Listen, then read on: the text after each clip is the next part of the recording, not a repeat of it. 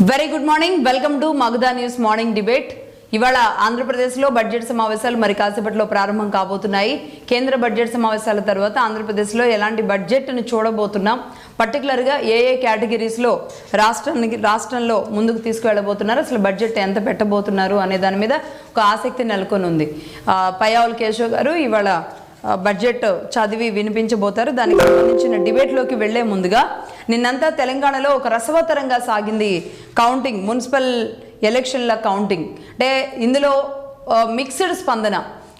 ఏదైతే exit polls కానీ లేదంటే దానికి ముందున్న సర్వేలు అంటే చాలా మచ్చుకి మాత్రమే జరుగుతాయి. ఎందుకంటే జనరల్ ఎన్నికల్లోనో ఎంపీ ఎన్నికల్లోనో మాట్లాడినంత ఈజీగా తెలిసినంత ఈజీగా గ్రౌండ్ లెవెల్లో మున్సిపాలిటీస్లో ఉన్న వాళ్ళ ఓటర్ నాడి పట్టుకోవడం చాలా కష్టం.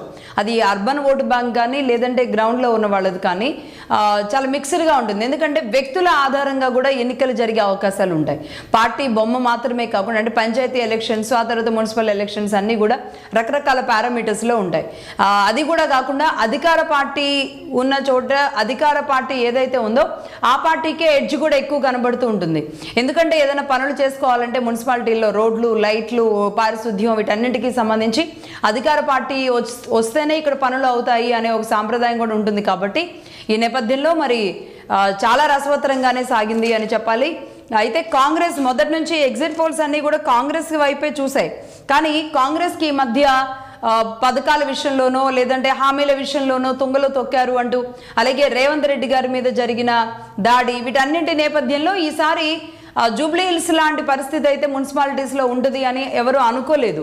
కానీ ఏదైతే చెప్పారో ఢిల్లీ నుంచి నేనే రాజు నేనే మంత్రి అనే లాంటి కమిట్మెంట్ ఏదైతే ఇచ్చారో అట్లాగే రేవంత్ రెడ్డి గారు మొత్తానికైతే విజయం సాధించిన పరిస్థితి మనకు కనబడుతుంది.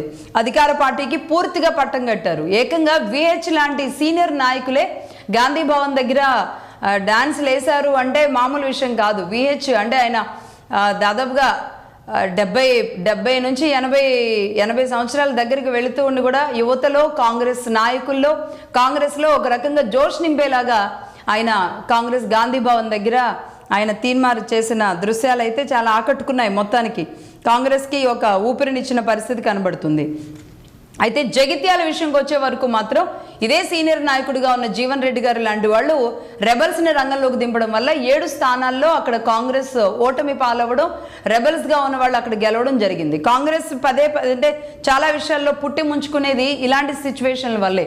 నేషనల్ పార్టీస్ పుట్టి మునిగేది ఇలాంటి మేమే నాయకులు అని కలవకపోవడం, ఇలాంటి సందర్భాల వల్లే మునుగుతుంది. బట్ రేవంత్ రెడ్డి గారు వీళ్ళందరినీ ఒక తాటి మీదకు తీసుకొచ్చి వన్ మ్యాన్ షో లాగా నడిపించినప్పుడు పార్టీలు నిలబడతాయి. ఈ సిచ్యువేషన్లో మొత్తానికి జగిత్యాల్లో అలాంటి పరిస్థితి ఉంది. 7 కార్పొరేషన్లలో కాంగ్రెస్ 5, బీజేపీ 1, అదర్స్ 1. అయితే ఒక్కటి కూడా బీఆర్ఎస్ పార్టీకి అయితే ఒక్క కార్పొరేషన్ కూడా దక్కని పరిస్థితి మనం చూసాం. మొత్తంగా ఒకసారి రిజల్ట్ డేటా కనుక మనం చూస్తే వార్డుల వారీగా 2581 వార్డులకు జరిగిన ఎన్నికల్లో కాంగ్రెస్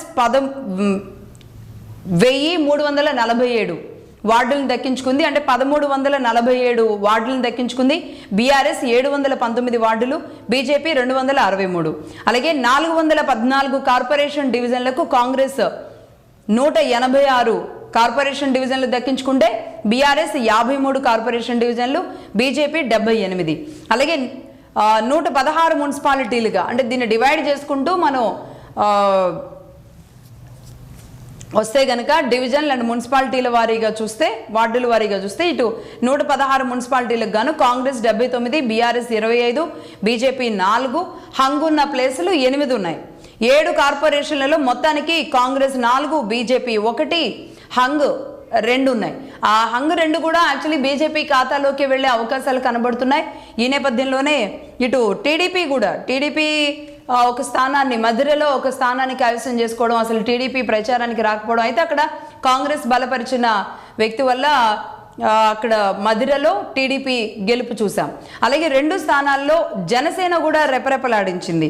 అసలు పవన్ కళ్యాణ్ గారు ప్రచారానికి వస్తారు అని అందరూ అనుకున్న తర్వాత అసలు ప్రచారానికి రావడానికి వీలు కాక అసలు ప్రచారానికి పిలవలేదు అనే పరిస్థితి దాకా వచ్చిన తర్వాత ఊహించని రీతిలో 2 స్థానాలని అటు జనసేన కూడా గెలుచుకోవడం అనేది మామూలు విషయం కాదు. సో మొత్తంగా అసలు ఏ ప్రచారాలు ఏ ఆర్భాటాలు లేకుండానే 2 చోట్ల మంచిర్యాల మున్సిపల్ కార్పొరేషన్ 34వ డివిజన్లో జనసేన అభ్యర్థి అగ్గు సాగర్ గెలిచారు. అలాగే నల్గొండ జిల్లా ఉమ్మడి నల్గొండ జిల్లా నేరేడుచర్ల మున్సిపాలిటీ ఎన్నికల్లో 14వ వార్డులో 60 ఓట్ల మెజారిటీతో జనసేన అభ్యర్థి ఆరూరి విజయలక్ష్మి గెలిచిన పరిస్థితి ఉంది. ఆరూరి విజయలక్ష్మి భర్త ఒక రకంగా ఎమోషనల్ అయ్యారు.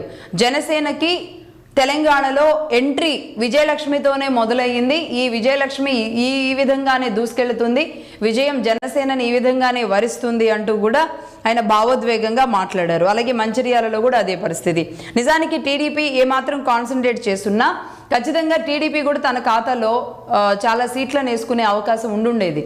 అలా కాకుండా టీడీపీ అసలు పూర్తిగా దూరంగా ఉండడం, టీడీపీ ఓట్ బ్యాంక్ మాత్రం మొత్తంగా అవునన్నా కాదన్నా రేవంత్ రెడ్డి గారు అంతకుముందు టీడీపీలో ఉండడం వల్ల మొత్తానికి టీడీపీ ఓటు బ్యాంక్ అంతా కూడా కాంగ్రెస్ వైపు మళ్ళిన పరిస్థితే కనబడుతుంది. అటు జూబ్లీ హిల్స్ ఎన్నిక కావచ్చు, ఇటు ఈ మున్సిపాలిటీ ఎన్నికలు కావచ్చు. ఏదేమైనా గతంలో ఏ రాజకీయ నాయకుడికి లేని ఒక ఇమేజ్ మాత్రం రేవంత్ రెడ్డి గారికి ఉందని చెప్పాలి. రేవంత్ రెడ్డి గారి గురించి ఇక్కడ పర్టికులర్గా మాట్లాడాల్సిన అవసరం ఉంది. ఎందుకంటే ఒక రేవంత్ రెడ్డి గారి విషయంలోనే ఈ అన్ని పార్టీలు కూడా సానుకూలంగా ఉండడం ఒక ముఖ్యమంత్రి అభ్యర్థి పట్ల అంటే అంత ఈజీ కాదు. ఒకటి అంటే ఇక్కడ తెలంగాణ ఈక్వేషన్స్లో కూడా బీఆర్ఎస్ని ఆయన ఒంటి చేత్తో ఎదుర్కొంటున్న పరిస్థితి ఉంది. బీఆర్ఎస్ ఈరోజు బీజేపీకి కూడా శత్రువు కాబట్టి ఎంఐఎం కాంగ్రెస్కి సపోర్ట్ చేస్తుంది. ఒక రకంగా ఇండైరెక్ట్గా బీజేపీ కూడా పూర్తి భిన్నంగా